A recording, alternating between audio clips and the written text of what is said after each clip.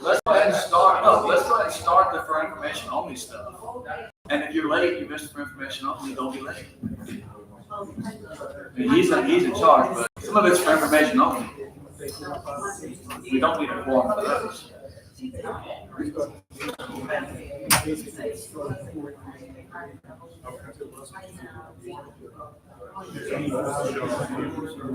Wait, we don't have a quorum of the committee.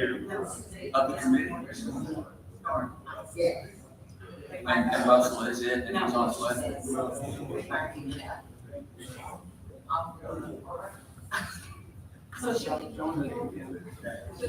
committee. Oh, yeah. Yeah, Sean. Well, Or, Russell, he's got to take orders. You could appoint me and Dean to this committee. I'm not on the committee, so I don't count, right? But he could just appoint me to the committee because he's the president. I don't care. We can wait. I think say Greg's not here, he won't care, but then he shows up like a ghost.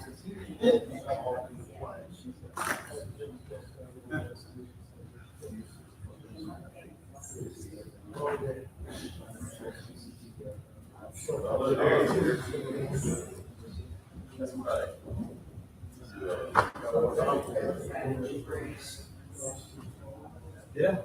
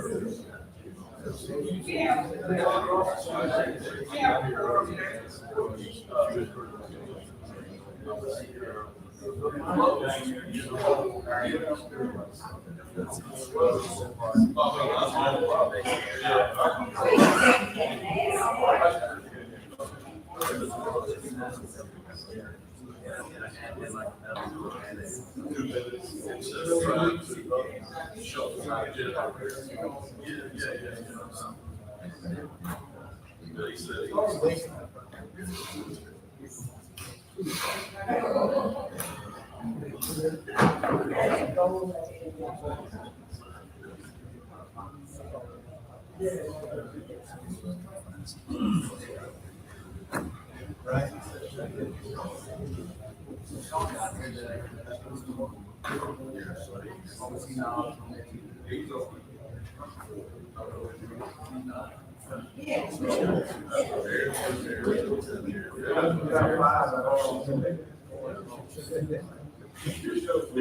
We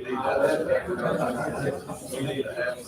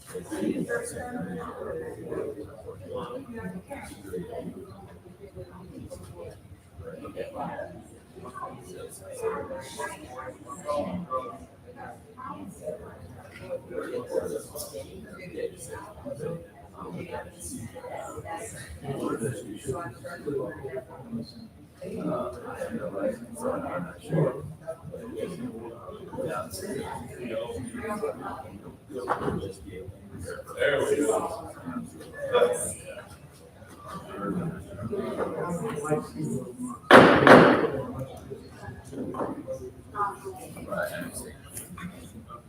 All right. I call the budget committee meeting to order. Reverend Washington, going to do the prayer and pledge.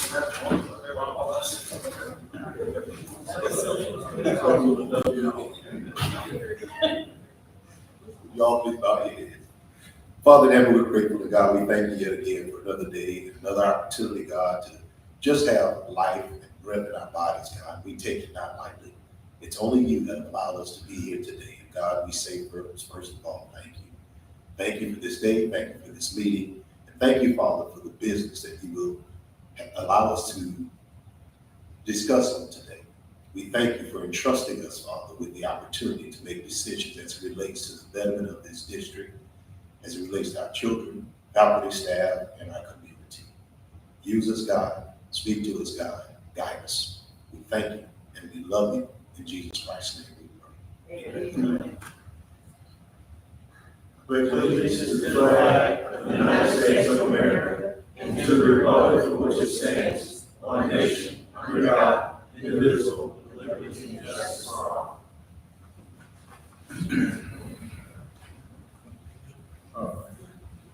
Item number 1, 2420. Roll call vote. Oh, yeah. Mr. Natale. Mr. O'Banion. Here. Ms. Ayo. Mr. Bro.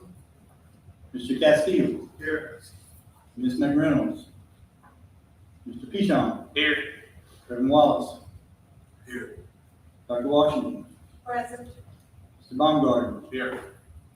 Ms. Fontenot. Mr. Hardesty. Here. Mr. Roberts. Here. Ms. Gay. Here. Mr. Tarver. Here.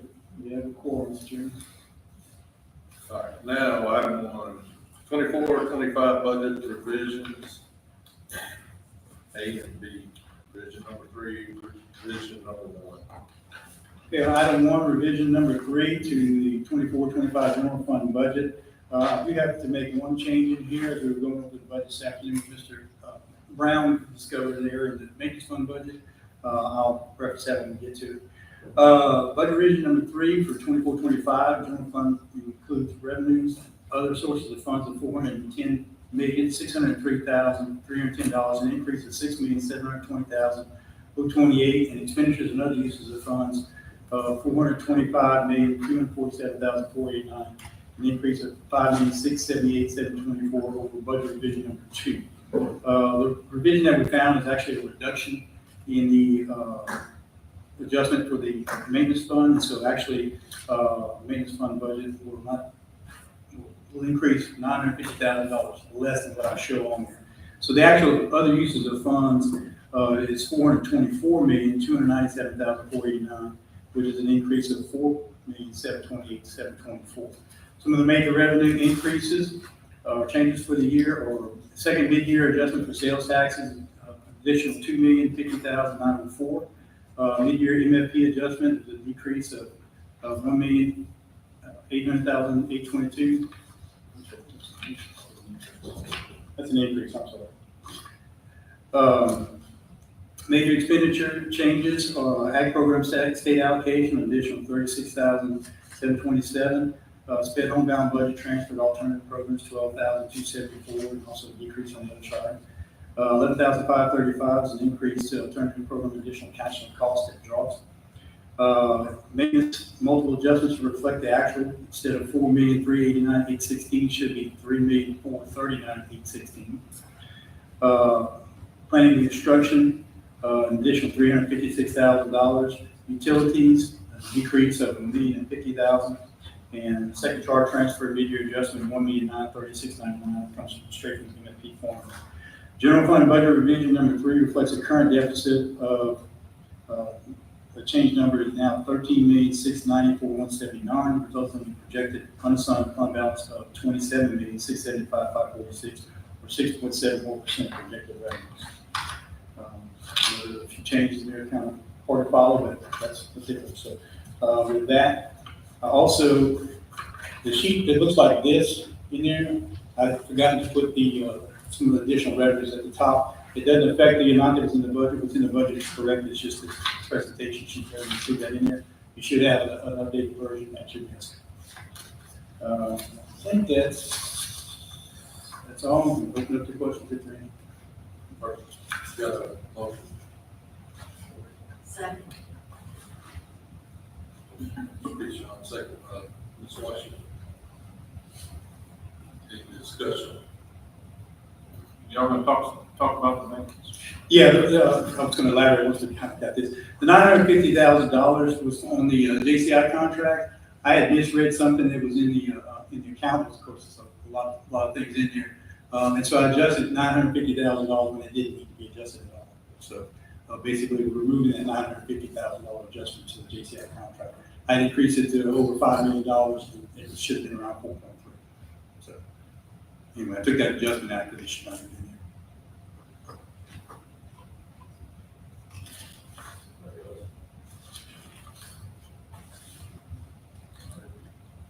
All in favor? Aye. Any nays? Motion passes. All right. Okay, item 1B is the special revenue funds revision number 1, which you typically just do this once a year and towards the end of the year. Projected revenues and other sources of funds for 24-25 special revenue funds are $87,656,084, a decrease of $3,755,457 from the original budget. The expenditures and other use of funds are $90,974,250, which is a decrease of $792,172, with a projected deficit of $3,318,166, which is all in food services. Typically, all the other than the food services, the special revenue funds, the revenues and the expenditures will be the same because it's all grant funding. Generally, the money comes and goes within the same year. Whereas food services doesn't. Everything in the special revenue funds is accounts for revenues, typically grants that are not required to be put into the general fund, or they're required to be accounted for separately because they have a specific purpose. So everything else goes into the general fund. These are mostly federal funds. Food services is one of the largest special revenue funds with projected revenues and other sources of funds of $20,880,964, decrease of $219,423 from the original budget. Main changes in food services are additional interest income, $213,623. Some of the changes in expenditures is cafeteria supervisors, $364,960, which is mainly sales tax supplements for the year. Cafeteria workers, $1.2 million. Again, mostly sales tax supplements for the year. Drivers in the warehouse, additional $54,303, overtime and sales tax supplements. Teacher retirement, $410,705 increase, due mostly to the sales tax supplement changes. And vehicles, additional $39,250, which is an increase. They had to purchase an additional delivery van. And one item that got left off was an additional food increase of $1 million, which is an increase in some food costs, but it's also preparing for the summer feeding program, so they had to purchase some food ahead of time for that. But we will receive reimbursements off of that funding at a later date. Food service fund is projecting a deficit of $3,318,166, leaving a fund balance of $11,482,692, or 54.99% projected revenues. With that, also.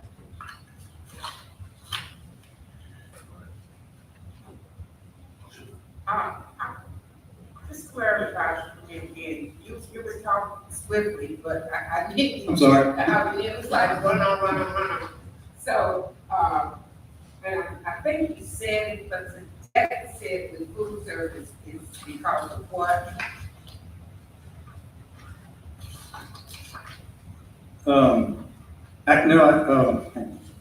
We actually have a surplus in food service, $219,423. It's a small surplus this year, $219,000. Okay, and, the reason for there is change, like in vocational change. Oh, I'm sorry, I'm sorry, yeah, I'm looking at the wrong one. It's a deficit of $3,318,166. I'm sorry. Yes, you're correct. And I thought you had said in, when you were explaining, but I must have missed it, what caused that deficit? There was a bunch of things in there. We had to add all the supplements for the sales taxes that are paid out there. And also, again, there's a large increase in food purchases right towards the end of the year because they're prepping for the summer feeding program. And so they had to buy some additional food right here at the end of the year. But a lot of that, when we serve the meals, we're going to get reimbursement for that. So it'll get paid back at kind of at a later date. Okay, so we'll keep it. I just. Yeah, next year it'll come through the budget as a regular. Oh, okay. Thank you. Any other questions? You need a motion? You need a motion? So move. All right, so we got a motion, Mr. Carver, second by Mr. Pickson. All in favor? Aye. All opposed? Motion carries. Item number 3, or number 2, 25-26, proposed general fund budget. And this item will require no action at this time. It is just a draft, but we always present it at this time, give you guys a chance to look at it. We'll also set up some small group meetings to go over this in detail at the office. We're still planning to do that. We're gonna try to set that up for next week, so you'll be getting contacted by Lakini to start setting those up. That way we can kind of dive into it much more depth. If there's anything that we need to change from that point on, that's what we'll do. So this really is just a draft at the moment. This is for beginning of July 1st of 25 to June 26th. Proposed revenues and other sources of funds are $384,185,165, which is a decrease of $26,418,145 from the final revision for 24-25. Some of the major changes, the property tax decreases, $1,930,000, which is just a bit of a more conservative estimate. Sales taxes would decrease $11,540,921. Again, just kind of based a little bit more on normal collections with a little bit of a conservative estimate. The MFP, an increase of 383, and that's based off 383,000. It's based off the initial projected formula that they give it to us. It's just an estimate at this moment. After the legislature finishes meeting, they may change that again. Other restricted revenues, a decrease of $10,248,484. That was the state pay supplement that we had last year. Nothing's been announced for this year. But again, the session, I don't think it's quite over. Something could happen towards the end, just don't know. But anyway, so it's not included in the budget. Expenditures and other uses of funds are projected at $384,026,922, a decrease of $41,610,208 from the final revision of 24-25. Some of those major changes include a net salary decrease of $31,245,198. Basically, this is kind of a removal of the sales tax supplements that were paid last year that were included in the budget, but adding in the increases that we're going to have for step increases, plus we're going to add about $10 million in salary increases. That's the $2,400 that the board voted on previously. Employee health insurance, about a $1.5 million increase to the employer share. Teacher retirement, decrease of $6,952,181 due to salary decreases and TRSL employer rate decrease from 21.51 down to 20.95.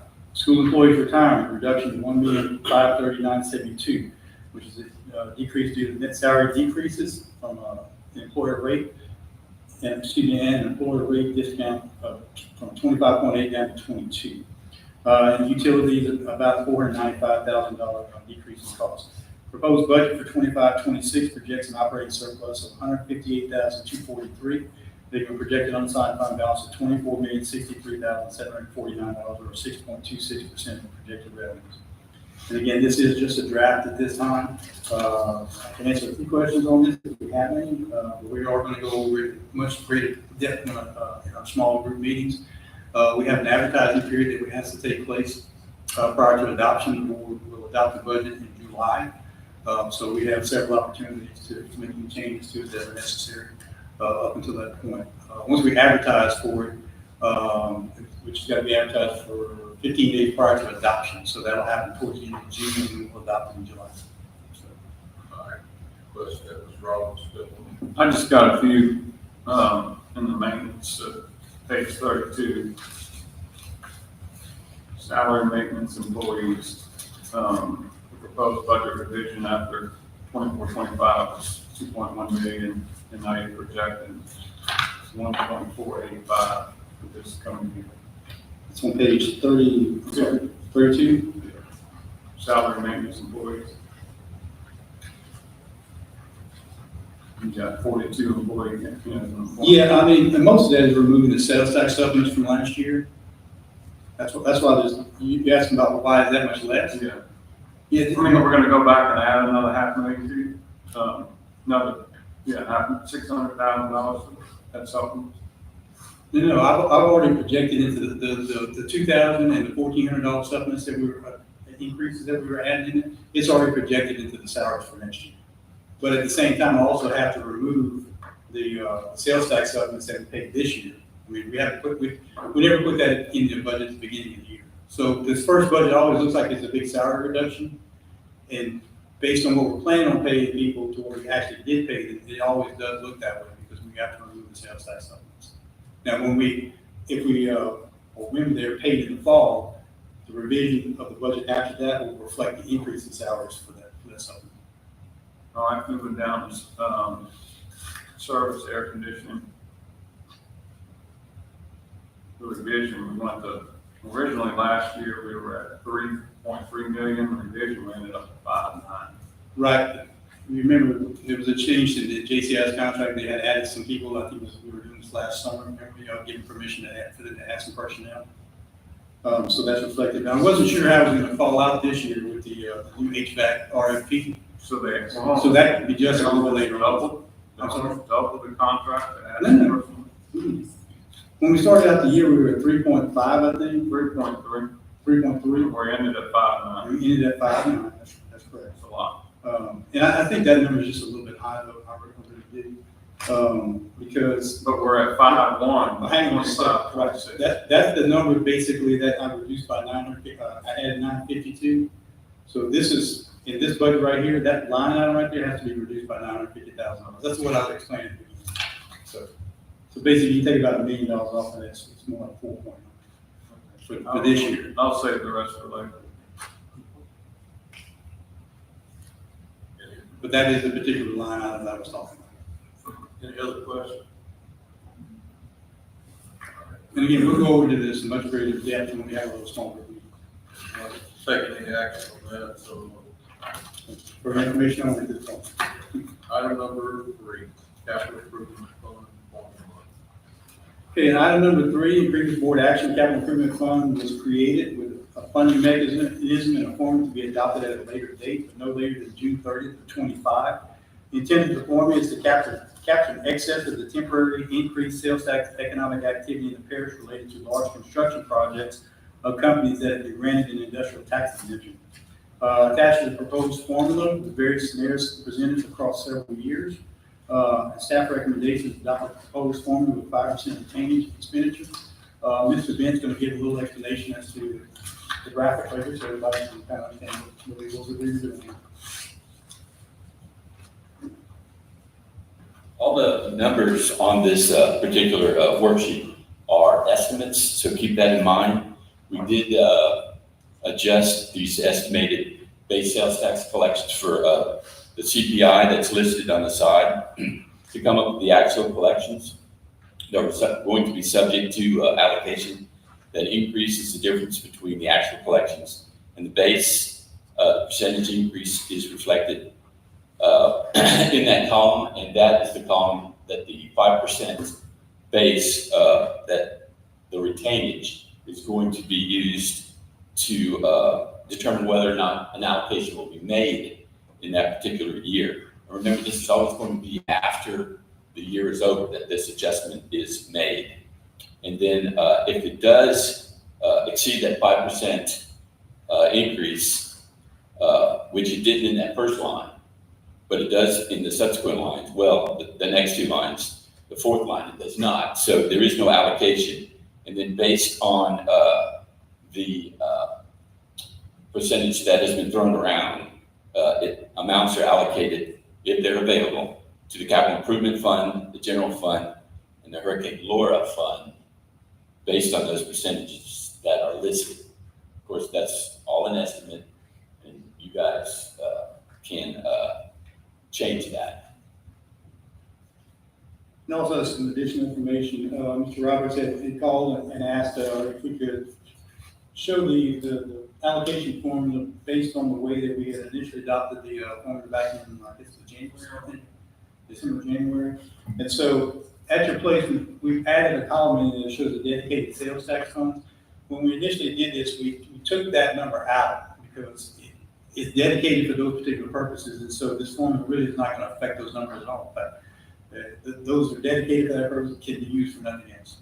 But just so that it looks similar to what we talked about earlier, we went ahead and created and put the additional column dedicated sales tax funds in there, just so that the percentages work out to kind of what we had talked about before, the 40, 40, 10, and 10. Doesn't change the results of the numbers in the blue, but it does show that 10. So, but as always, those funds are dedicated for that purpose, and they have to go there for that purpose. Yeah, well, not a question, really. I was just going to kind of summarize. That's an excellent explanation of the spreadsheet, but some of us probably don't really have a clue what we're trying to do here. So I was going to give a little bit of insight on what we're trying to do here, because I was on a small group of people that were trying to put this together. So the idea is to try to recognize revenues that exceed greatly the normal revenues, primarily in ITEP years, like we have, what's it now called, Louisiana? Well, no, it used to be called Woodside, or no, Woodside's a company. What's the name of this project? Louisiana LNG, it keeps changing. So the idea is to recognize the extreme excess revenues in those years and not have them just go into the general fund, and the temptation is to just grow to fill them, and then they're not there the prior year. In fact, you come back with less the following years because the MFP adjusts down. So the idea is we had already created in December a excess revenues sort of plan. It's in a resolution, but it's a plan to spend excess revenues according to this 40-40-10-10. What we're doing tonight, what this is about, is how we identify what an excess revenue is. So that's what this spreadsheet is about for, the nerds.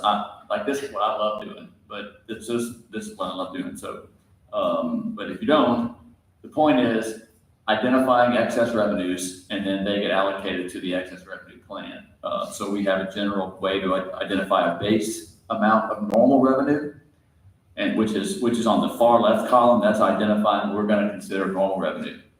And then anything that exceeds that normal revenue by 5% or more, anything above 5% over that, is what we're considering excess revenues. So that's just a little bit of an explainer of what we're trying to do. And then we've already established how the money gets separated once it's identified as excess.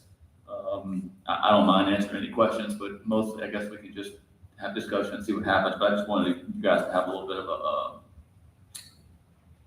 beginner on what we're trying to accomplish here. So one more comment. These are just basically guesses. We don't know what the next 5 years are gonna hold, but I will say with relative confidence, the numbers are going to be much, much bigger than this. So these are extremely, extremely conservative, even though they did go up a lot in some of the years, like in 2028, they have a $231 million collection, but I still think those are extremely conservative considering the size of the projects that are going to get built. So And it was just an illustration. Right, So right. Some years we're above, some years we're below. But this is going to be a lot of money.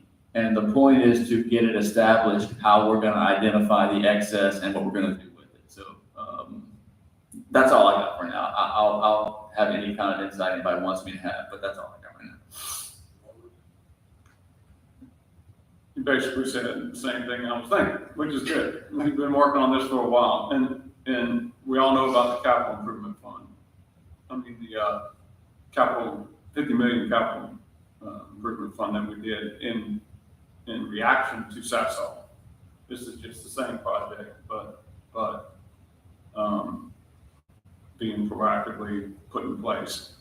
I think also, back in December, that we thought there might be a way we could get the sales tax figures that were actually paid toward this project from the, from sales tax office. We couldn't do that. So that's why we went back and Mr. Bourne and his team came up with this and established a baseline, which is a 3-year average, as the notes say, of the last 3 years. And then we even put a CPI increase in there just to make sure we're covering everything as things get more expensive. So I think it's great that the board, I think, passed this with only one nay vote back in December. So I think everyone understands what we're doing here. Proactively moving forward, we are going to change the way we build schools, maintain schools, and tax our people that way, because now we're not going to have to go nickel and dime them for every little thing. This will give us a fund to go and spend other people's money to improve our infrastructure, and that's what's so important about this. So, thank you. Ms. Gagnon? I appreciate the explanation, Mr. Carl. I guess someone of nerves that could care less if I saw a spreadsheet. Yeah. However, my question. Okay. My question. I like that. My question moving forward is, everything that we see now should actually reference the dedicated sales tax funds. That way, it will be embedded in my mind that I'm going to be looking for the one that includes the dedicated sales tax as opposed to the other one that excludes it. So I would just suggest moving forward that it identifies dedicated sales tax. And once the numbers and that kind of thing, but at least we'll know that there's something going into a dedicated fund. What we voted on back in. Right, that's not going away, it can't go away. Right, We thought it might be easier if it would simplify, because there's nothing we can do. simplified is perfect for me. Right, yeah, but as Mr. Roberts suggested, we did that. Oh, okay. Well, thank you, Mr. Roberts.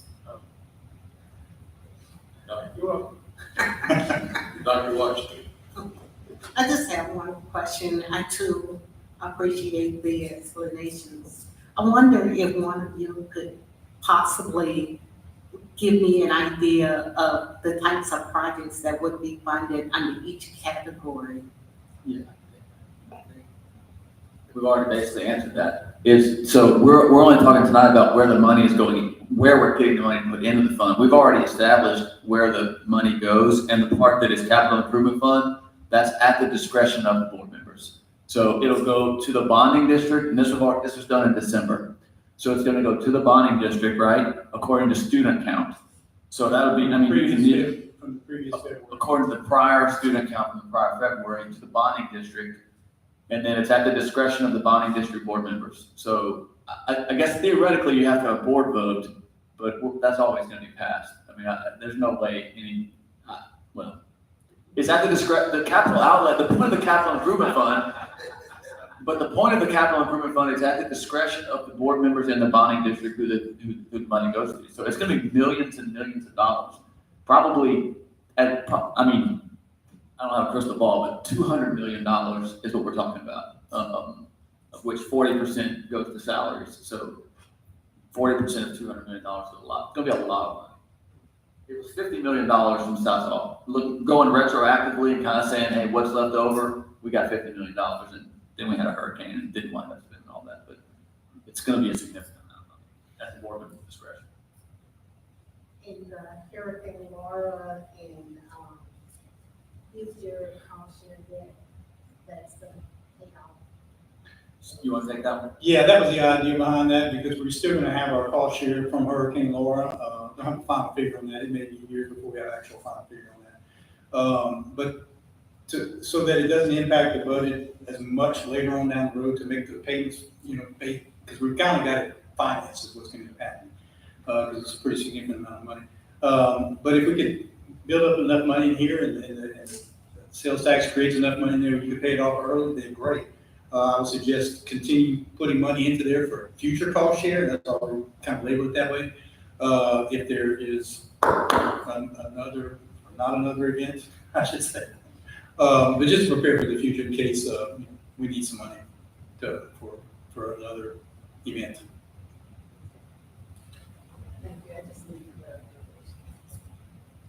Mr. Castillo? Oh, I'm just gonna say, that I kind of looked at this and did some math myself as well, just, maybe. Yeah, I did some math myself, so anyone that's wondering how we got the 189 versus the 114, that's the 0.5% sales tax, from 1995 and the 2015. Yeah, we had to adjust the second sheet to include those That's things in there. correct, yeah. Yeah, so I just kind of to make ramped sure up. people understand where the Yeah. numbers. And those are just, Yes. it's kind of guessing, that's all. Right, so I just wanted to throw that out there. So, yeah, I think this is a great opportunity for us to have a plan in place before this money starts rolling in, instead of being passive, or reactive, we're being active with this. So I think it's a good move in everything that we're doing here. One quick, on the Hurricane Laura, if that is paid off early, there's no restrictions or limits on like reserve fund? No. We can do that. Let's just say there's enough money in there 5 years from now. You could pay off that debt early. Then anything that comes in after that, I would put it there, it's gonna be a reservation of the fund balance. We'll adjust the sheet to reflect that. It'll be accounted for separately in our books. And so as long as money goes in there, it'll be there. Let's just say we had built that up $35 million 5 years ago, and Hurricane Laura came around. Well, we would already have our cost share ready to be paid for.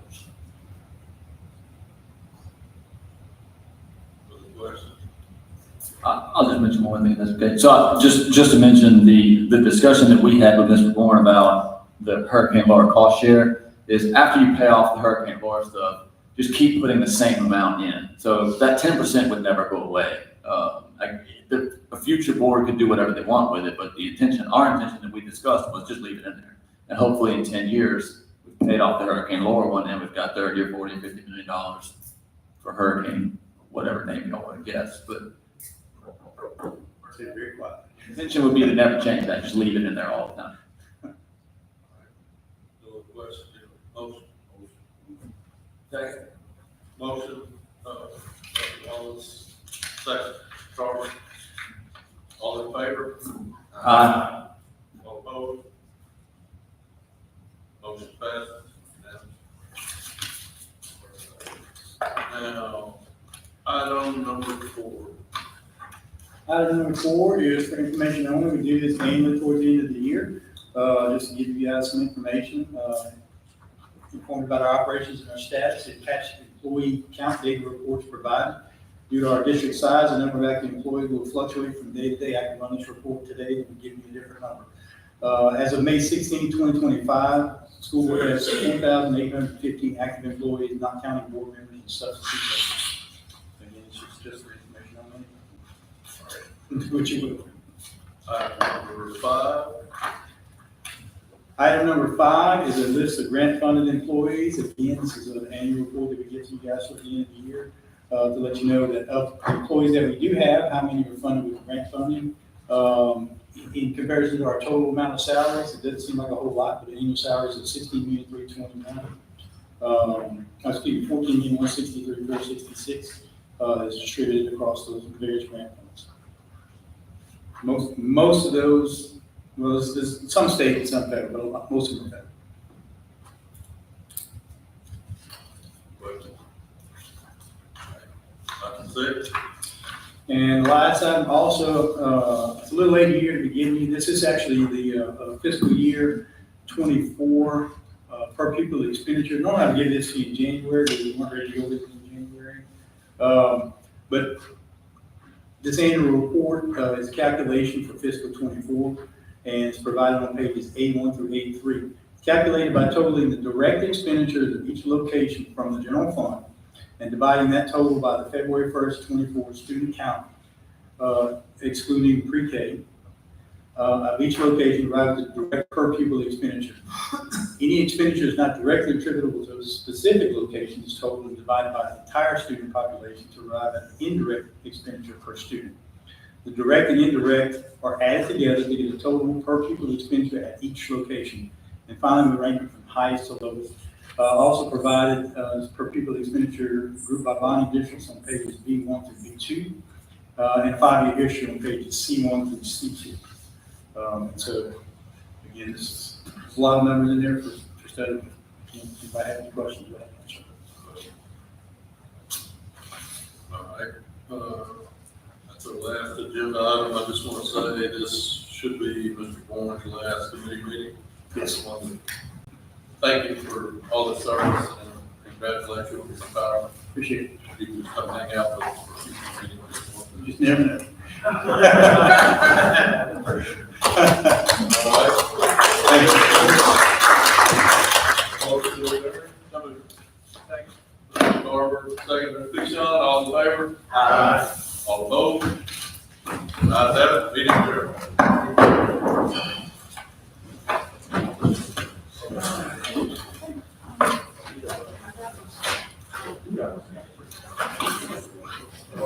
Thank you.